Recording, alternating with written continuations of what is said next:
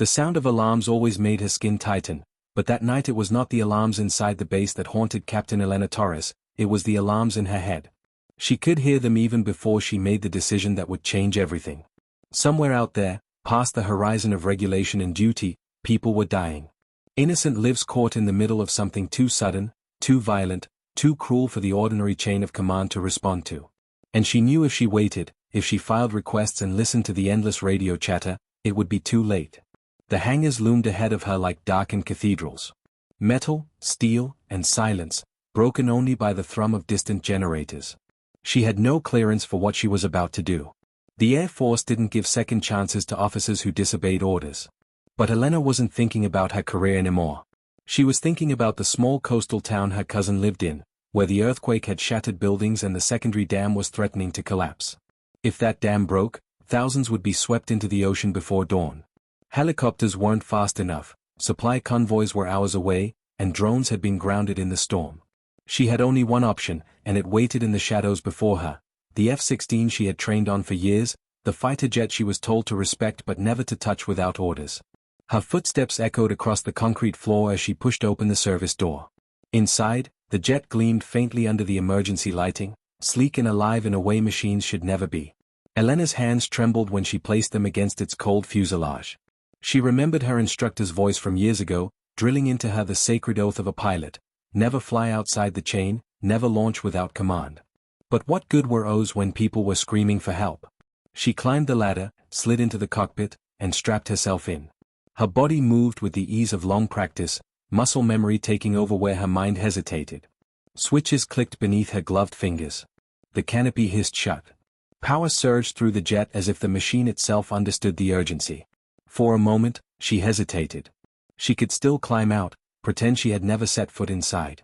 But then her radio crackled with chatter from civilian bands, distress signals, half pleas, half screams.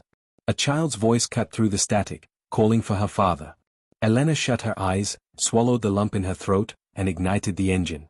The roar filled the hangar like thunder.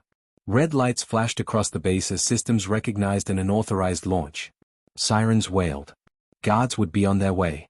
But by the time they arrived, she was already rolling down the runway. The fighter accelerated, metal screaming against asphalt, and then she was airborne, the ground falling away in a rush of black and silver. The storm hit her like a wall. Clouds ripped across her canopy, rain lashed at the glass, and lightning forked so close it painted the cockpit in white fire. But she held steady, gripping the controls with the strength of every hour she had trained, every drill she had sweated through. This was what she was made for. The jet cut through the night sky like a blade, defying everything the world threw at it. She opened comms, trying to raise anyone near the disaster zone. Static answered. The storm had knocked out towers. She flew lower, skimming the edge of radar limits, pushing the machine harder than she should. Adrenaline raced through her veins. Her chest felt tight, but not from fear. It was purpose. For the first time in years, she felt completely alive. Below, the coastline appeared like a broken scar under the storm. Streets drowned in water. Lights flickered and died. She saw people waving from rooftops, stranded cars swept against buildings. The dam loomed in the distance, its concrete wall fractured like a cracked bone, water surging higher every second. If it failed, the valley would be erased. Elena's eyes darted across the cockpit, calculating. The jet wasn't designed for rescue missions. It was designed for speed, for combat, for destruction. But she knew every inch of its potential. If she dropped emergency flares in the right places, she could signal evac teams through the storm. If she used the jet's thrusters correctly, she could divert smaller waves, buy people precious minutes to escape. And the supply crate rigged for training maneuvers, if she detached it now, it could carry life-saving rations down into the wreckage. Improvised, dangerous, but possible. She breathed deeply, then acted. The jet screamed through the clouds, fire trailing from its flares, lighting up escape routes through the floodwater below. Civilians looked up, their faces illuminated in bursts of orange and white, and she saw them move, sprinting, guiding others, following the light she carved through chaos. She angled low, tilted the wings, blasting flood debris away from a collapsing bridge long enough for a family to cross. She dropped the crate, watching it tumble through the rain, parachutes opening just in time, food and water drifting into desperate hands. Every maneuver strained the jet beyond its limits, but she didn't stop. Her arms ached, her vision blurred, her body screamed for rest. Yet she pressed on, flying circuits over the town until the first helicopters finally appeared on the horizon. Her unauthorized rescue had bought them the window they needed. She let out a breath that felt like it had been locked in her chest for years. The town wasn't safe yet, but it had a chance. That was all she wanted. She pulled the jet upward, banking back toward the base. But reality was waiting for her.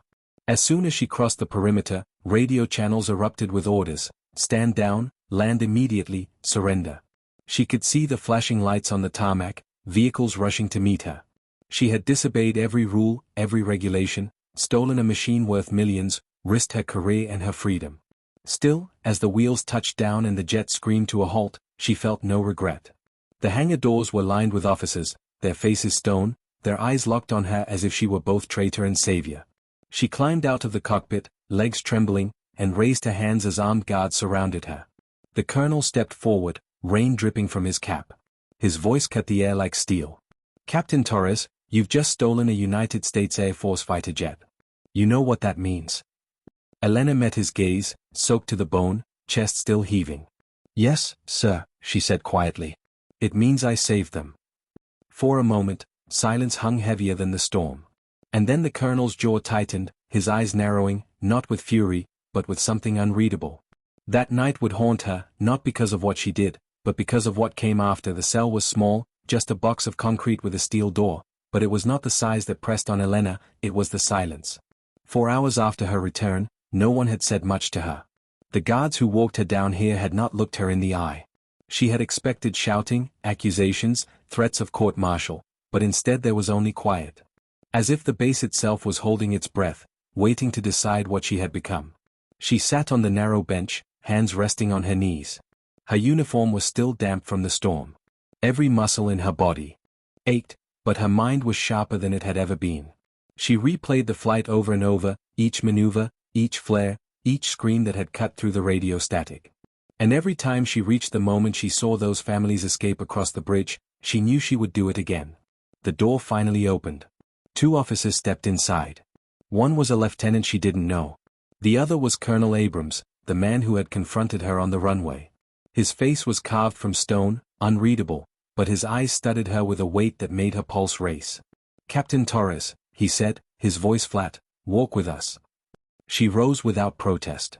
They led her through corridors that smelled of oil and metal, past soldiers who glanced at her but quickly looked away. They ended in a briefing room, its long table crowded with folders and screens. A half-dozen men and women in uniform sat waiting. Generals, she realized. This was no ordinary disciplinary hearing. "Sit," Abrams ordered. Elena obeyed, folding her hands on the table. For a long moment, no one spoke. The storm outside rattled the windows, a reminder of the night she had just lived. Then one of the generals leaned forward. "You stole an F-16 without authorization," he said. "You violated every regulation in the book. Do you deny it?" "No, sir," Elena answered firmly. "And yet," another said, sliding a tablet across the table, "we've received civilian reports. Photographs. Videos. You didn't just take that jet, you used it to direct evacuations, clear passages, and deliver supplies. According to the governor's office, hundreds of lives were saved. Do you deny that?" Elena hesitated only a breath. "No, sir." The generals exchanged looks. Abrams remained silent. One of them folded his hands. "You've put us in an impossible position. On one hand, you disobeyed direct protocol, endangered military property, and undermined command structure. On the other hand, your actions prevented a civilian catastrophe. The public already sees you as a hero." The word struck her like a foreign object. Hero. That was not what she felt in the cockpit.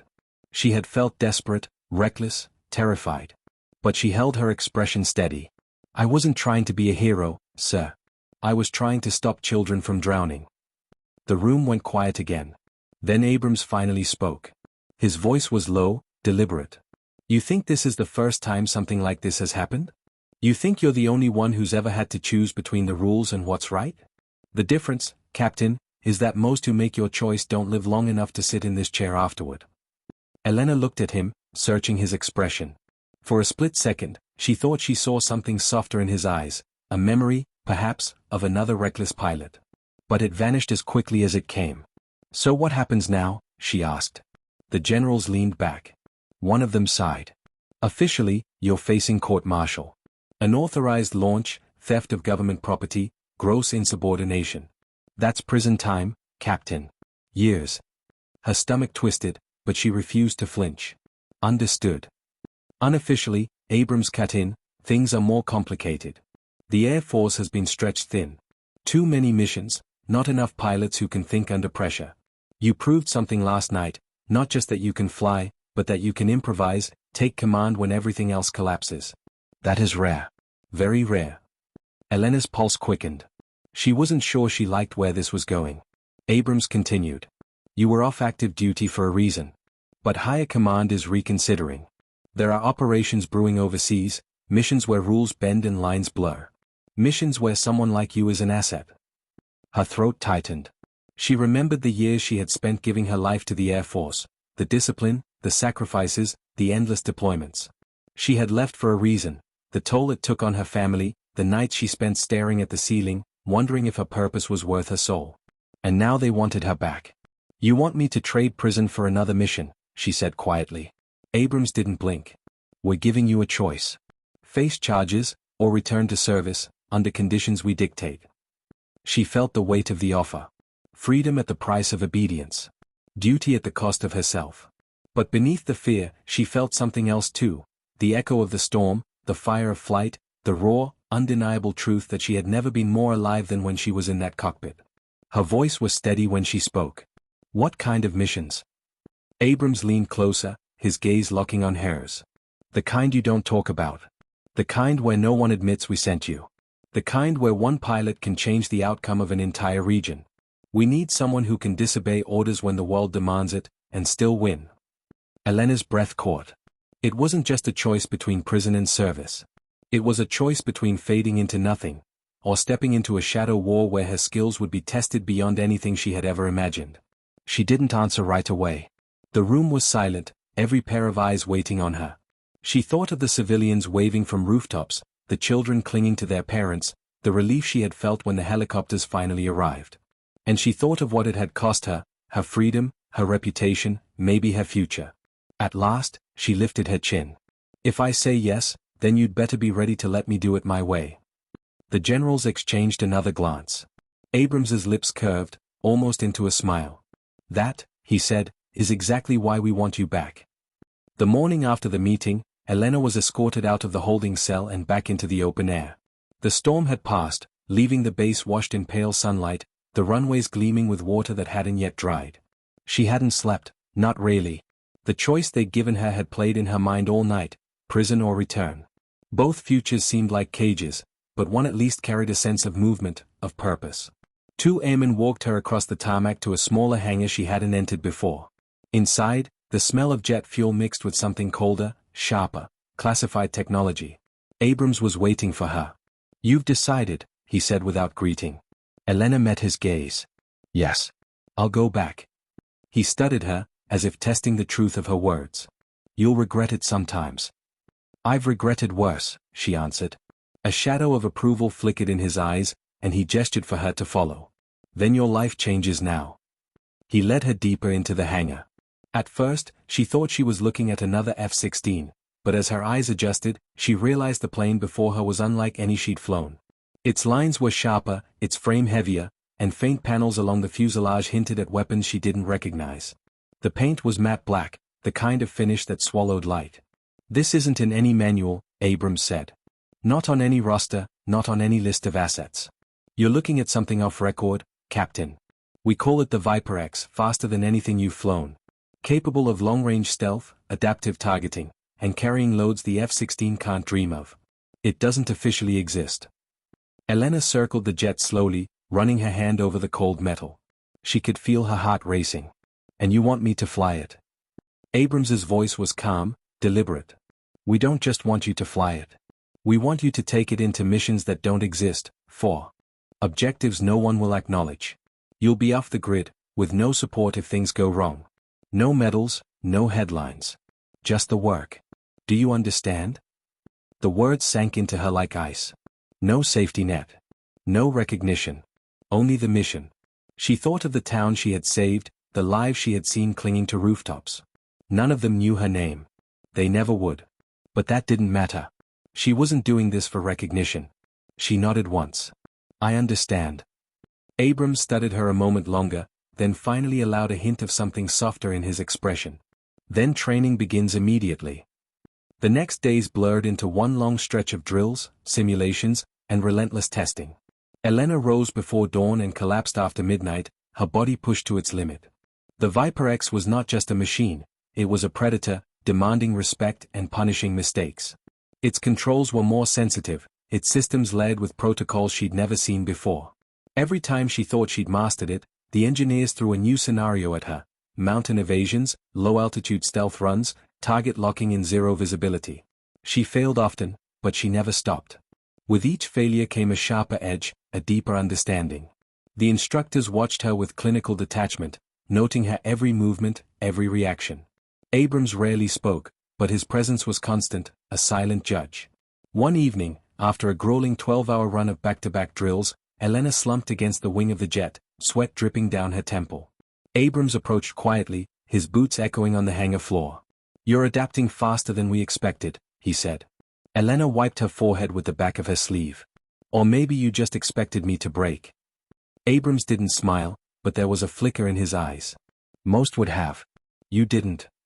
She looked at him, searching again for that glimpse of humanity beneath the uniform.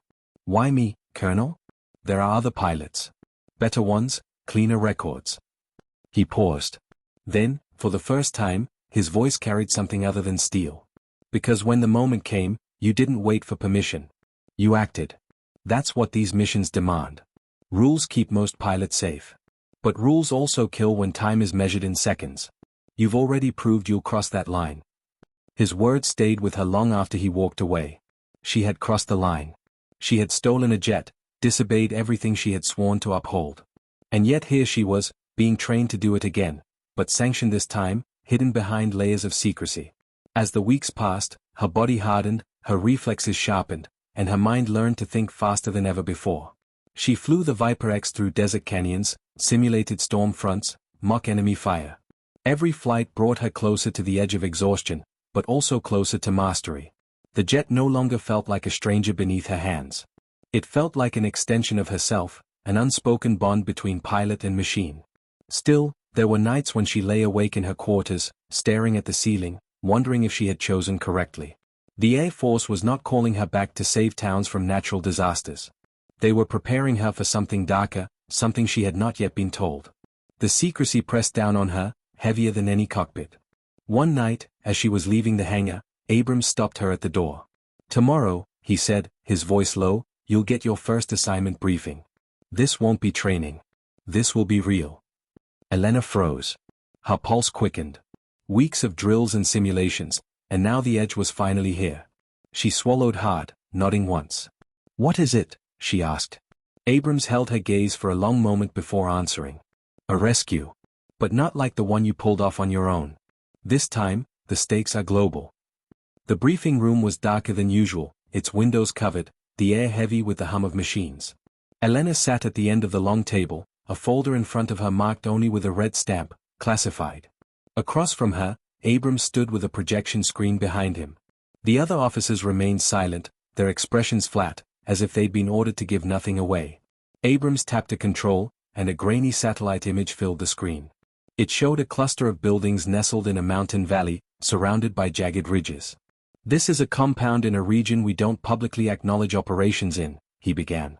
"Inside are 50 hostages. Aid workers, journalists, civilians caught when the local militia swept through last month. Officially, they don't exist. Unofficially, their governments are pressing us for action." Elena leaned forward, scanning the image.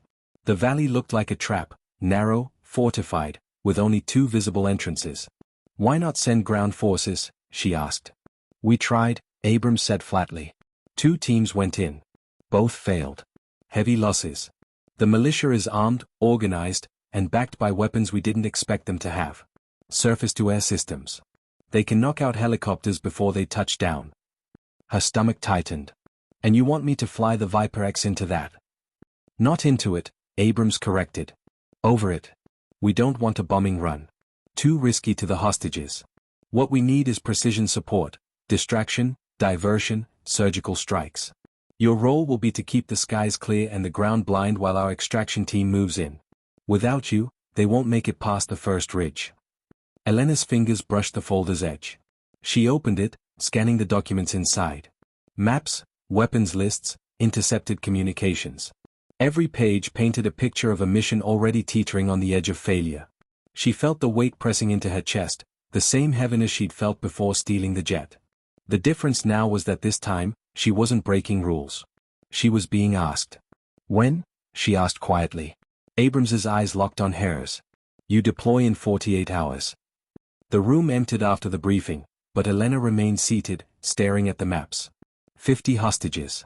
50 people counting on her to fly into hostile airspace, to outmaneuver weapons designed to obliterate her before she even reached them.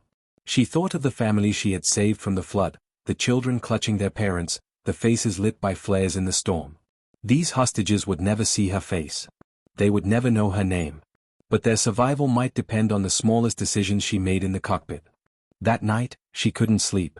She lay on her bunk, the ceiling above her a blank sheet, her mind running through possibilities. Every scenario ended the same way, fire in the sky, engines screaming, her body crushed into silence. But underneath the fear was the same pulse she had felt before, the purpose, the undeniable call of action. At dawn, she returned to the hangar. The Viper X waited, its matte black skin glistening faintly in the rising light. Engineers ran diagnostics, their voices clipped and efficient. Elena walked straight to the cockpit, placing her hand against the fuselage. You ready for this? One of the mechanics asked, half joking. Elena didn't smile. The question is, are they ready for me? 2 days later, the mission began. The carrier jet that ferried her into the region was stripped of insignia, a ghost in the sky. No one spoke much during the flight. The extraction team sat in silence, checking weapons, adjusting gear. Elena kept her gaze fixed on the clouds outside, her hands restless on her knees. When the hatch opened, the air was sharp and thin, mountain ranges cutting the horizon into teeth. She climbed into the Viper X, heart hammering. Her headset crackled as Abrams's voice came through from command. Call sign Shadow 1. You are cleared for launch. She took a deep breath, then ignited the engines. The roar was smoother than the F-16, deeper, like something alive. The jet lifted from the carrier, slicing into the sky. Within seconds, the base fell away beneath her, swallowed by distance.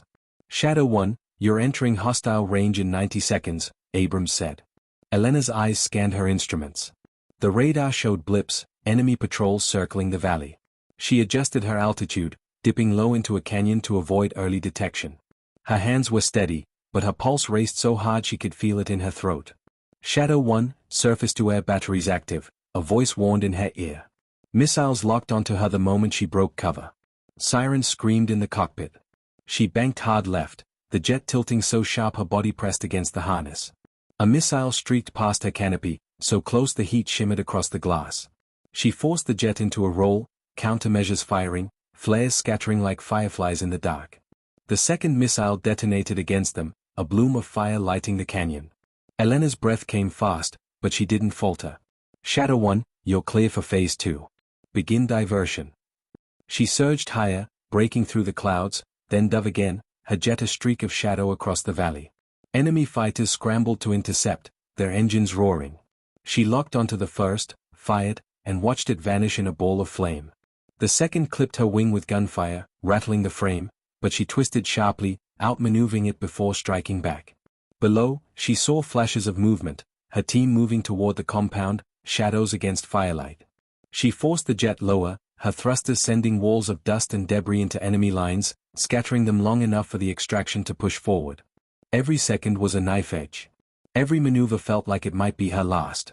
But each explosion, each flare of light, marked another opening carved for the people on the ground. Shadow 1, hostages are moving. Hold them off another 3 minutes, Abrams's voice cut through. 3 minutes. To Elena, it might as well have been eternity. But she gritted her teeth, pushed the Viper X harder, and dove back into the fight. The valley lit up like a furnace. Explosions tore through the ridges, traces ripped across the sky, and the roar of engines mingled with the echo of gunfire.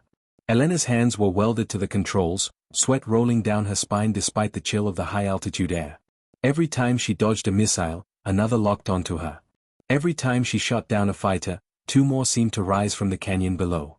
Shadow 1, hostages are on the move. You must keep the air clear. Abrams's voice came through, clipped but firm. Copy, she said, her throat raw from the strain. She banked hard, cutting low across the compound. The Viper X screamed as it forced the air aside, its thrusters blasting dust and stone into a storm. Militia fighters scattered below, blinded and disoriented, giving the extraction team a corridor. But then alarms blared again. The radar lit up with 3 enemy aircraft converging on her position. Elena cursed under her breath. She could handle 1, maybe 2, but 3 was suicide. Still, there was no choice. The first jet streaked in, guns blazing. She rolled sharply, bullets slicing the air where she had been a second before. She cut across its tail, fired, and the sky bloomed with fire. 1 down. The second came from above, dropping fast. She twisted, nearly blacking out from the G-force, the world narrowing to a tunnel. Her missiles locked, she fired, and the jet disintegrated into fragments. But the third slipped behind her. Warning lights screamed. She dove, hugging the canyon wall, rock faces flashing past so close she could see their jagged edges. The enemy stayed on her tail, relentless. She dropped countermeasures, flares exploding, but the pilot was skilled, refusing to bite. Her breath came ragged. She had seconds, maybe less. Then she saw it, the narrowest cut in the ridge, a slit barely wide enough for the Viper X. She angled toward it, teeth clenched. Come on, she whispered to the jet. The canyon walls closed in, scraping past her wings. Sparks screamed as metal kissed stone. Behind her, the enemy followed, too close, too confident. At the last second, Elena yanked the jet upward, pulling into a near-vertical climb. The Viper X roared free. The enemy pilot, too late to adjust, slammed into the canyon wall, vanishing in a burst of fire and smoke. Elena's lungs burned, but she forced herself to steady her breathing. 2 minutes, Abrams had said. 2 minutes left. She circled back, scanning the valley floor. Through smoke and dust, she saw them, the hostages, a line of figures moving fast under armed escort, heading toward the extraction point. Militia fighters were swarming, trying to cut them off. Shadow 1, we're pinned, one of the ground team's voices broke through comms. We need cover now. Elena angled down. Her jet thundered low over the ground, guns spitting fire. Enemy lines broke, scattering under the onslaught. She pulled up sharply, looped around, and dove again, carving space for the team to move. Every second stretched longer, every heartbeat echoing in her chest like a drum. Then she saw it. The hostages had reached the edge of the ridge, where ropes dangled from extraction choppers hovering just outside missile range. Soldiers hauled civilians upward, one after another, the helicopters bucking under the weight. Relief surged through her chest. They were going to make it. But the radar screamed again. Her stomach dropped. A fresh battery of surface-to-air missiles had gone online near the compound. 6 warheads lit up her screen, all locking onto the helicopters. No, she whispered, blood draining from her face. If those missiles launched, the hostages would be slaughtered. The choppers wouldn't stand a chance. Command, this is Shadow 1, she snapped into comms. I've got 6 SAMs targeting the birds. I can't intercept them all. Static, then Abrams's voice, grim. You'll have to draw them. Get high and make yourself the bigger target. Her chest tightened. To draw them meant turning herself into bait. If they all locked onto her, she'd never outfly them. Not 6. Not even in the Viper X. But she didn't hesitate. Copy. She shoved the throttle forward. The Viper X surged skyward, climbing fast, engines howling. She angled herself directly into missile range, broadcasting every signal she could, lighting herself up like a beacon. The SAMs fired. 6 contrails streaked upward, white spears tearing through the sky. Her cockpit blared warnings, the sound like knives in her ears. Elena gritted her teeth, every muscle screaming. She twisted the jet in a violent roll, flares bursting, countermeasures firing. The first missile exploded off her wingtip, the shockwave rattling her bones. She dove, climbed, spun. Another detonated behind her, heat washing over the cockpit. 4 left. She pulled every maneuver she knew, muscles screaming as the G-force crushed her. 1 missile spun wide, losing lock. Another clipped her tail, shaking the jet violently, alarms shrieking. 2 left. She looped sharply, engines roaring, and dropped a final flare. The 5th missile veered, detonating harmlessly. But the last one stayed locked, a predator refusing to let go. Her radar screamed its approach. She yanked the jet downward, skimming the ridgeline, weaving through jagged peaks. But the missile followed, relentless. Her breath caught in her throat. Shadow 1, status. Abrams's voice barked. She didn't answer. Her eyes locked on the valley floor below, on the last helicopter rising with the final hostages aboard. They were safe. They would live. That was enough. The missile closed in. Her cockpit filled with light. And then the world went white. The explosion swallowed her. The shockwave slammed into the cockpit, tearing the air from her lungs, rattling her bones so hard she thought they would shatter. For a heartbeat, she was weightless, suspended in a flash of fire and noise, certain this was the end. But then the Viper X bucked violently, alarms screaming, smoke filling the cabin. Elena gasped, dragging air into her chest. She was alive. Somehow. Her hands flew across the controls, fighting to stabilize the jet. Warning lights lit the console in red. The tail was half gone, stabilizers shredded, one engine sputtering in death throes. The jet pitched downward, nosediving toward the jagged mountains below. She yanked the stick, muscles straining. The Viper groaned, metal screaming against physics, but it responded, barely. Shadow 1, do you copy? Abrams's voice cracked through the comms. Her throat was raw, but she forced words out. I'm hit. Systems failing. But the hostages, are they clear? A pause, then, extraction complete. They're safe. Repeat, they're safe. Relief hit her harder than the blast. She let out a broken laugh, half sob, half victory. But the jet shuddered again, smoke trailing thick behind her. She wasn't going to make it home. Command, she rasped, eyes scanning the terrain, I can't hold altitude. I'll have to ditch.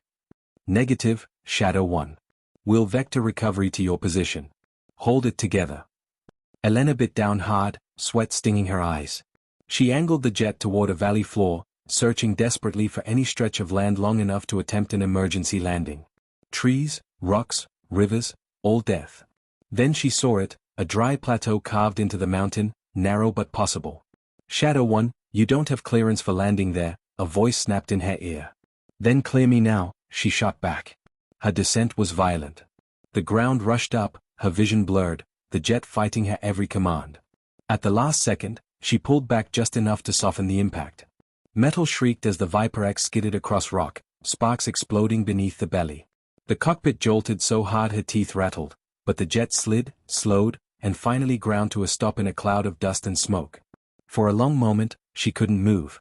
The world tilted, her ears rang, every part of her body screaming. Then instinct took over. She hit the canopy release, shoved it open, and dragged herself out.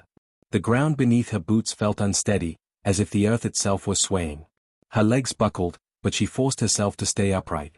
She stumbled a few steps away from the ruined jet, looking back at the wreck. The once proud Predator was now a broken husk, its sleek body torn and scorched. Her chest tightened at the sight. It had carried her through hell, and died for it. Shadow 1, report, Abrams's voice pressed through static. Elena pulled the headset closer to her mouth. Alive. Jet's gone. Coordinates transmitting. Recovery team en route. Hold position. The line crackled, then fell to static again. She was alone. The silence pressed in, broken only by the hiss of cooling metal. The plateau stretched empty around her, sheer cliffs dropping into shadow. The wind cut sharp against her skin, carrying the faint smell of smoke. She sank to the ground, leaning back against a rock, every muscle trembling with exhaustion. Images flooded her mind, the hostages climbing into helicopters, the fire of missiles, the moment she thought she would never breathe again. She had done it. They were safe. That was all that mattered. And yet, a part of her couldn't escape the truth, she had nearly died for people who would never know her name. Minutes crawled by. Her vision wavered, heavy with fatigue, but she forced herself to stay alert. This region was hostile. The militia would already be searching for the source of the destruction she'd left in the sky. If they found her before recovery arrived, she'd have no chance. A sound reached her then, distant at first, then growing. Not the deep thrum of helicopters, but the harsh growl of engines climbing the mountain roads. Trucks. Armed ones. Her pulse spiked. She pulled herself to her feet, staggering toward the wreck. The jet was useless, but maybe its emergency kit had survived. She scrambled into the cockpit, coughing on smoke, and yanked open the storage panel. Inside, a compact rifle, a few magazines, a med pack. She slung the rifle over her shoulder, every motion heavy with pain. The trucks grew louder. Dust rose on the horizon, faint figures moving toward the plateau. Elena's jaw tightened. Recovery wasn't here yet. She was on her own. Of course, she muttered, checking the rifle. It's never easy. She crouched behind the wreckage, forcing her breathing steady. Her body wanted nothing but rest, but her mind sharpened. She had survived the sky. Now she had to survive the ground. The first truck crested the ridge, headlights cutting through dust. Figures piled out, armed, scanning. One shouted, pointing toward the smoke of the wreck. More followed. Elena raised the rifle, exhaled, and fired. The first man dropped. Chaos erupted. Bullets slammed into the jet's carcass, sparks flying. She ducked, returned fire, moved to another position. Her body screamed with each motion, but adrenaline kept her sharp. The fight was brutal, close, desperate. She dropped 2 more, forcing the rest into cover. But for every one she hit, more arrived, pouring out of trucks like ants. She was outnumbered, cornered. Her rifle clicked empty. She reloaded fast, but her hands shook. She could feel the net tightening around her. And then, cutting through the gunfire, came another sound, the deep, heavy chop of rotor blades. Elena's heart leapt. She risked a glance upward. Over the ridge, black helicopters burst into view, their guns blazing. The militia scattered under the sudden onslaught. Shadow 1, hold your position, a voice crackled through her headset. Relief nearly dropped her to her knees. She fired one last burst to cover the recovery team as ropes dropped from the helicopters. Soldiers descended, sweeping the plateau, pulling her up with firm hands. As they hauled her into the helicopter, Elena collapsed against the floor, lungs heaving. The battle below blurred into noise, then faded as the bird lifted into the sky. She closed her eyes, every nerve frayed, her body spent. She had survived the impossible again. But deep inside, she knew this was only the beginning. The helicopter's engines roared, carrying Elena away from the smoking plateau and the wreck of her jet. She lay strapped to a stretcher, oxygen mask pressed to her face, every nerve in her body aching. The world tilted and shook with turbulence, but her mind was somewhere else, caught between relief that she was alive and dread of what would come next. A medic hovered over her, checking vitals. "You're lucky you're breathing," he said. "You should have been in pieces down there." She tried to reply, but the mask muffled her words. All she could do was give a tired nod. Lucky wasn't the word she would have chosen. Luck hadn't carried her through the fire, through the dive, through the firefight on the plateau. She knew what it was: training, instinct, and sheer stubbornness. The helicopter pitched, banking hard. Through the open side door, she caught a glimpse of the world below, mountains falling away into valleys, rivers glinting like silver threads. Smoke still stained the sky from the battle. Somewhere down there, men she had fought were retreating, regrouping, or dying. But her mission was done. The hostages were safe. They touched down at a remote forward operating base. Soldiers rushed to unload her, carrying her stretcher into a medical tent. Light stabbed her eyes, voices barked orders, and hands worked fast, cutting away her flight suit, checking for fractures, stitching torn flesh. She drifted in and out of consciousness, her mind floating above her battered body. Hours later, when the chaos quieted, she awoke in a dimly lit room. Bandages wrapped her ribs and arms. Machines beeped softly. She turned her head and saw a familiar face standing by the door, Colonel Abrams. He looked at her with something between pride and guilt. "You shouldn't be alive, Colonel Vega," he said quietly. Her throat was dry, but she forced her voice out. "You're welcome." A faint smile touched his face. "The hostages are safe because of you. No one else could have pulled that off. But we also have a problem." She frowned.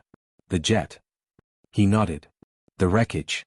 That prototype wasn't supposed to exist outside classified hangars.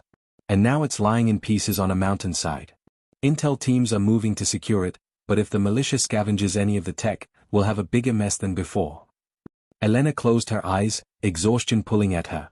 She knew what he was really saying. Her reckless theft had saved lives, but it had also exposed secrets the Air Force wanted buried. "Don't blame the wreck for this," she whispered. "Blame me. I'm the one who took it." Abrams leaned closer. "You don't get it, Vega. Command isn't angry. They're impressed. You proved something they've been debating for years, that a pilot with the right instincts can push the Viper X beyond its limits. You flew it like it was part of you. That's why they want you back." Her heart thudded painfully. "Back. They've decided to reinstate you." Effective immediately. No hearings, no debates. They're not just forgiving what you did, they're calling you to lead the next phase of the program. Elena stared at him, disbelief flooding her veins. 4 years she had lived as an exile, her wings clipped, her career destroyed by politics. She had stolen the jet not for glory, not for redemption, but to save innocent lives. Now the same institution that cast her out wanted to pull her back in. She laughed, a bitter, broken sound. So that's it? I break every rule in the book, and suddenly I'm their hero again. Abrams didn't answer right away. His gaze softened. They don't see you as a rule breaker. They see you as proof.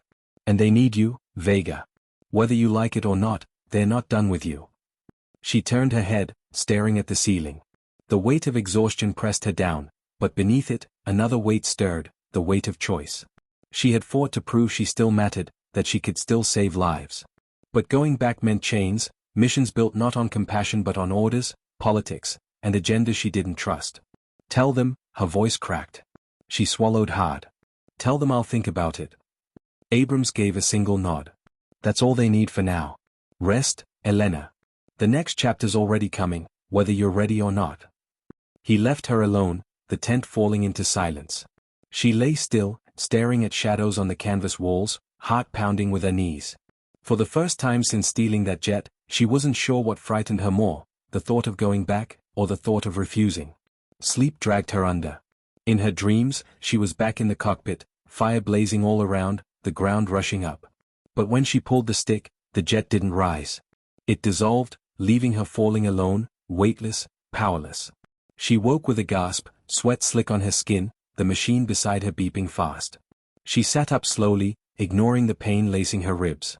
Her mind wouldn't quiet. If she went back, she'd be diving into that fall again, except this time, there might be no plateau to crash on, no helicopter to rescue her. Just the void. Yet even as she tried to push the thought away, a small part of her stirred with something dangerous, hunger. The fire she had felt when the jet roared beneath her, when every instinct sharpened to pure survival. The sky had nearly killed her, but it had also reminded her who she was. She closed her eyes and whispered to herself, "They're calling me back, and maybe I can't stay away." 2 weeks later, Elena stood on the runway at Edwards Air Force Base, the desert sun blazing overhead. The bandages had come off, the stitches healed, but the bruises lingered, fading reminders of what she had survived. She wore a crisp uniform again, its weight strange on her shoulders after years of civilian clothes. Soldiers saluted as she passed. She returned each gesture with the same calm precision she had once thought she'd lost forever. She had agreed, against her better judgment, to return, at least temporarily. Officially, she was back under orders, her rank restored, her name cleared. Unofficially, she was still testing herself, still unsure if she belonged. At the far end of the runway, a gleaming jet waited, the newest Viper X prototype, rebuilt from the wreckage she had left on that mountain plateau. Engineers swarmed around it, calibrating, double-checking systems. It was faster, tougher, more dangerous than the one she had stolen. And it was hers now, if she wanted it. Abrams approached, his expression a mix of pride and caution. "You look better in uniform than you ever did out of it," he said. "Feels heavier," she replied. He studied her. "You don't have to prove anything anymore.